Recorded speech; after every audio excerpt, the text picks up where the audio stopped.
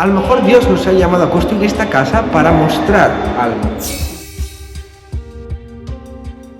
A escasos cientos de metros del antiguo poblado de Corazín se encuentra el Domus Galilea, un monasterio católico en donde conviven poco menos de 100 personas. Devotos peregrinos, estudiantes y fieles que buscan servir a Dios acorde a sus creencias. Un lugar increíble, no solo por lo bello de su construcción, sino también por la belleza de su gente.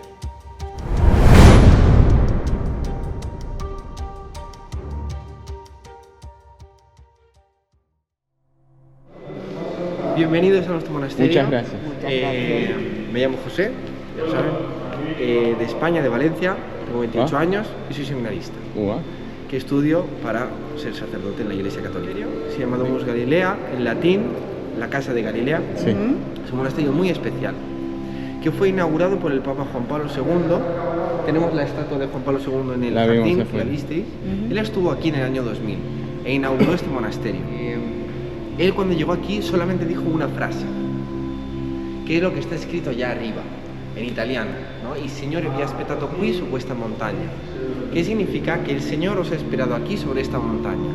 ¿Por qué? Porque nosotros buscamos ser personas de fe, o sea, buscar las raíces de nuestra fe que están en este país, porque esta es la tierra del pueblo de Israel y es la tierra de Jesús y la tierra de los primeros cristianos. Podemos sacar una foto con él, que es ¿Cómo no? famoso. Por favor. Tenéis una gracia de hacer un...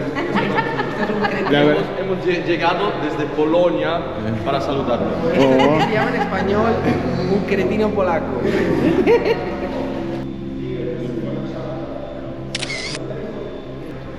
¿En dónde sois? Somos de Israel.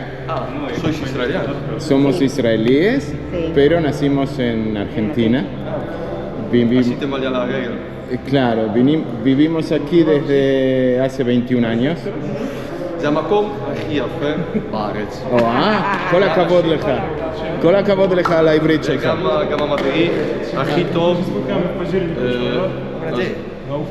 בחרו בו בפולין כדי שהוא יבוא להדריך אתכם. אם אתם יוטיוברים אז הוא הכי טוב להסביר את הבית, את הכל. האמת, נחמד מאוד. נחמד מאוד. ביי. Y ellos hace una semana ya les hicieron sacerdotes. Esta semana ya hacen un viaje. Por Israel. Pertenecemos al camino neocatecumenal, que nació en los años 60 en las barracas de Madrid, que son barrios de prostitutas, de gitanos, de ladrones, de lo más rechazado de la sociedad, donde hubo un hombre inspirado por Dios y una mujer, Kiko y Carmen, que se fueron a vivir con ellos y empezaron a hablar de Jesucristo, de Dios, a leer la Biblia con ellos, y esta gente se empezó a convertir y empezó a creer en Dios y empezó a cambiar su manera de vivir y empezaron a arrepentirse de lo que habían hecho y empezaron a sentirse perdonados por toda su historia y cambiaron de vida, ¿no? Y entonces estas comunidades hacen esto durante 30 o 40 años, como el pueblo de Israel en el desierto. Y luego todas las comunidades hacen como un viaje de bodas, porque durante todo este tiempo como crecen en la fe, ¿no? Por eso se llama neocatecumenal, camino neocatecumenal, porque la fe es un camino que debe crecer cada día. Neo es nuevo y catecúmeno es el que recibe el bautismo, el bautizado, ¿vale? Entonces, ¿qué pasa? Que antiguamente se bautizaban los adultos, que ya eran conscientes de lo que es ser un cristiano. Hoy el problema o la realidad que tenemos es que bautizamos a los niños. Sí, a los bebés. Yo cuando fui bautizado con 3 meses no sabía lo que significaba ser cristiano. Luego yo no fui educado como un cristiano. Entonces puedes crecer como que no se sabe lo que eres, ¿no? Un cristiano, pero no frío ni caliente. Sí. Entonces al final desvalorizamos la fe, ¿no? A lo que hemos, o sea, el tesoro que Dios nos ha regalado. Entonces, a ver, nosotros somos una comunidad de 90 personas de todo tipo, eso es como un zoo. Entonces aquí hay parejas, matrimonios que vienen a ayudar en el monasterio, tenemos chicos jóvenes que vienen aquí para tener una experiencia de un tiempo en el monasterio, hay hermanas consagradas, digamos monjas, ¿no? Tenemos también sacerdotes católicos y seminaristas, como yo, que nos estamos formando para ser sacerdotes católicos y estamos en un tiempo de misión, ¿no? De voluntariado. ¿Aquí estudian también? Aquí yo les mostraré más tarde, hay también un seminario, o sea, una escuela para seminaristas, pero es el mismo edificio, pero tienen una vida totalmente independiente. Entiendo. Entonces no forma parte de la casa de la Domus Galilea. Entiendo. Una cosa diferente. תודה. אוי, איזה יופי. Sentaos y voy a encender la luz.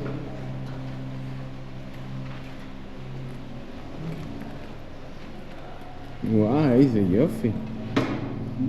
איזה יופי. Entonces, esta habitación se llama el santuario de la palabra de Dios. ¿Vale? Aquí nosotros rezamos 3 veces al día, por la mañana, mediodía y por la tarde.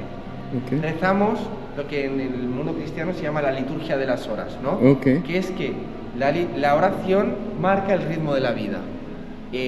Nosotros normalmente aquí hacemos un canto. No sé si queréis que lo haga. Como quieras, sí, si quieres. Nosotros cantamos una oración muy importante para los judíos, ¿vale? ¿Por qué? Porque también este monasterio, os lo explicaré más en la biblioteca, pero este monasterio nace por deseo del Papa para que sea un centro para reconstruir la relación con el judaísmo. Shema Israel? Sí. וואו. No lo has adivinado. Shema Israel, Adonai Eloheinu, Adonai Echad. Entonces, nosotros también queremos mostrar que existen lazos entre nosotros, ¿no? Y también pedir perdón, porque en la iglesia nos hemos equivocado cuando cortamos toda nuestra relación con el judaísmo, ¿no? Y ahora volvemos a las raíces, por eso estamos aquí. Y vemos que si no entendemos el judaísmo, si no lo conocemos, no podemos entender el cristianismo, ni a Dios, ni las escrituras, porque Jesús murió como un judío en la cruz. Los primeros cristianos fueron judíos que creyeron en... Luego pasó a los paganos, como yo. Pero los primeros que creyeron fueron judíos de sinagoga. Hoy irían con todo el atrezzo. Y entonces necesitamos de eso, o sea, es nuestra raíz, no hay árbol sin raíz, no hay cristianismo sin judaísmo, ¿no? Y entonces también queremos demostrar que es posible, o sea, crear una unión, ¿no? Crear un puente, no odiarse, sino ser hermanos en la fe, ¿no?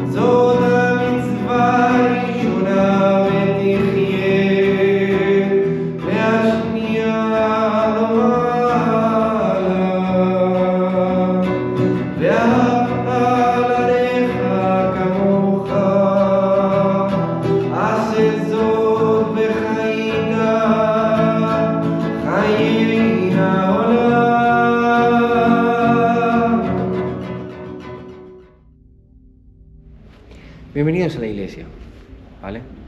Esta sí es la iglesia. Esta es la iglesia. Como veis, nosotros construimos las iglesias. El camino neocatecumenal nace en medio de una renovación de la iglesia católica en todo el mundo, que se llama el Concilio Vaticano II. Ok, en el año 62. Exacto.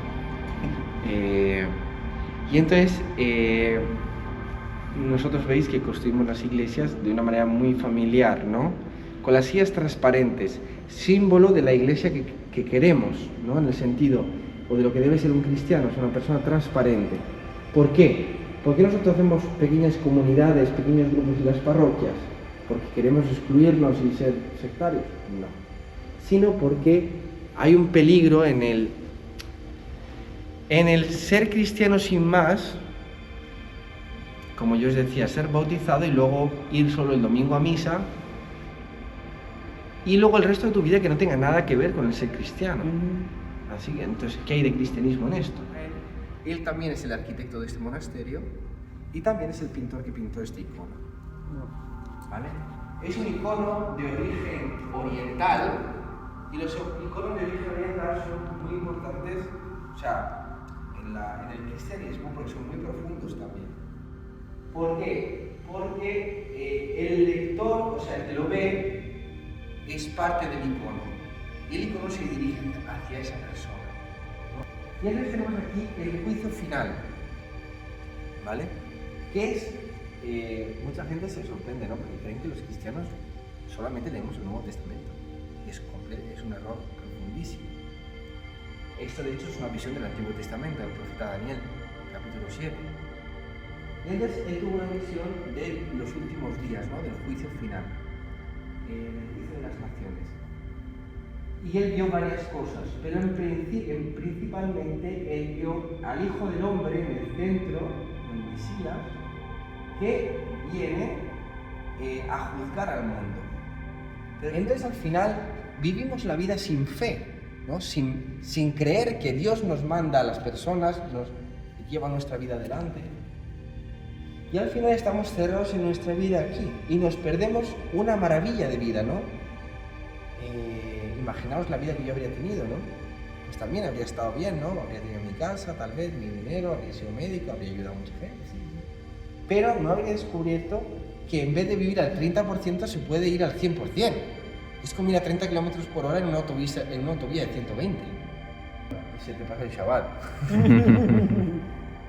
Y por eso nos alimentamos de eso, ¿no? O sea, Dios vino a la tierra para mostrarle al hombre la dimensión de su amor, ¿no? Y para entregarse completamente al hombre y para ser uno con él. ¿Cómo? En la Eucaristía, comiendo al mismo Dios y bebiendo al mismo Dios. Y gracias a eso sigues adelante, ¿no? Es lo que te da fuerzas, ¿no? Que no lo sé yo. Pero bueno, aquí siempre corre un poco de brisa. Y entonces este es el itinere. Y entonces tenemos ahí una estatua de la imagen de esa situación, de Jesús hablando con sus discípulos sobre esto. Y este es el edificio que yo os decía, que es la misma estructura, pero es un seminario, una escuela para chicos como yo. Aquí hay 38 chicos de todo el mundo que se forman para ser sacerdotes católicos. Okay. Aquí estudian. Entonces ese sector es separado. Sí, tienen vida independiente. Esas son sus habitaciones, que son como... Es como un cementerio. Se llaman celdas. Sí, pero incluso parece un cementerio. Sí. Por eso yo también voy vestido de negro, ¿no? Con el cuello blanco. Porque nosotros estamos muertos para el mundo. O sea, yo prometo no buscar el éxito del mundo, no buscar el dinero del mundo, no buscar la fama del mundo, no buscar mujeres, no buscar los placeres. Mi voto es que Dios es mi tesoro. Ok. O sea, es que mi copa rebosa. Es que tengo todo. Es que yo tenía todo físicamente. Os he contado un poco mi historia. Sí. Siempre me falta sal al plato, siempre. Ahora no tengo más que un poco de ropa y un par de libros. No me falta de nada. Y no hago lo que a lo mejor me gustaría, pero Dios llena el corazón, ¿no? Mucha gente...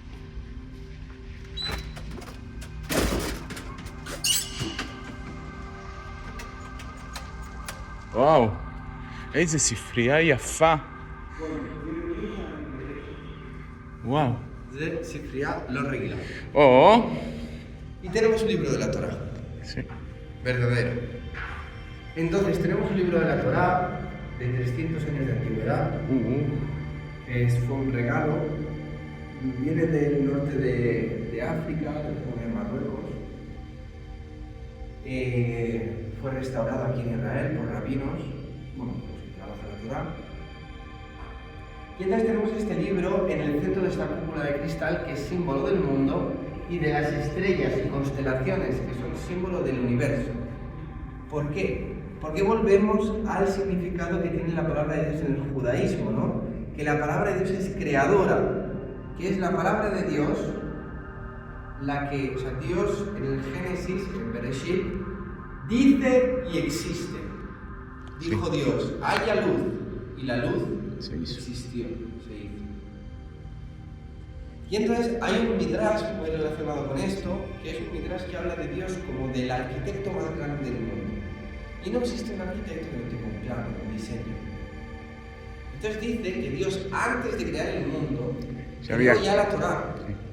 Aparte de otras cosas, también la Teshuvah, el arrepentimiento. Sí, la conversión que llamamos el cristianismo, ¿no?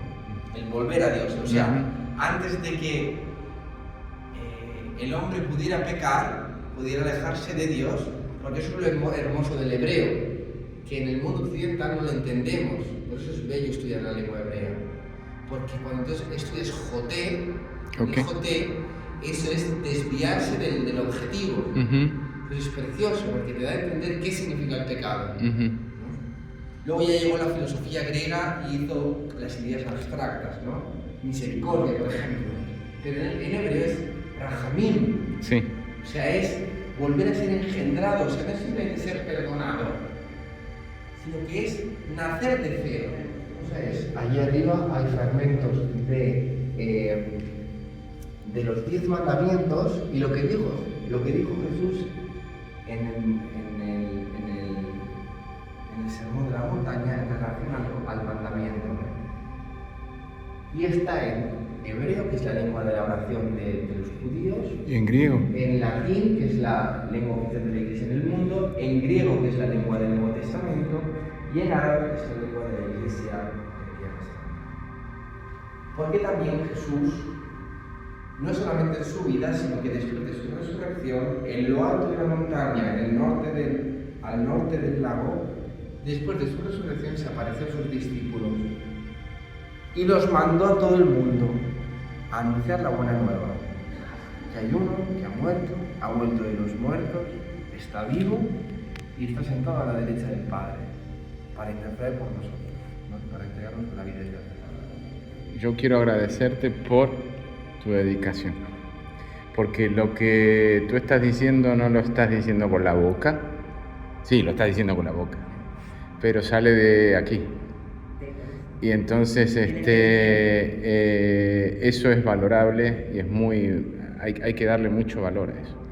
Y lo segundo es que tenemos que vernos en algún momento, te invitamos a nuestra casa a comer y a mostrarte un poco más de lo que hacemos en Israel, porque hoy en día, y más que nada hoy en día, estamos muy estigmatizados de quiénes somos, qué hacemos, y no somos eso.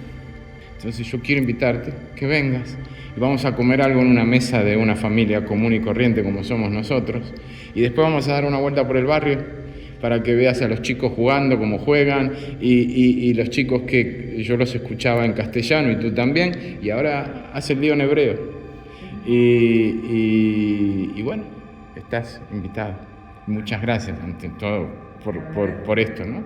Por esto. Y acá estamos y si nos necesitan, acá no hay católicos, no hay judíos, no hay nada, acá hay seres humanos.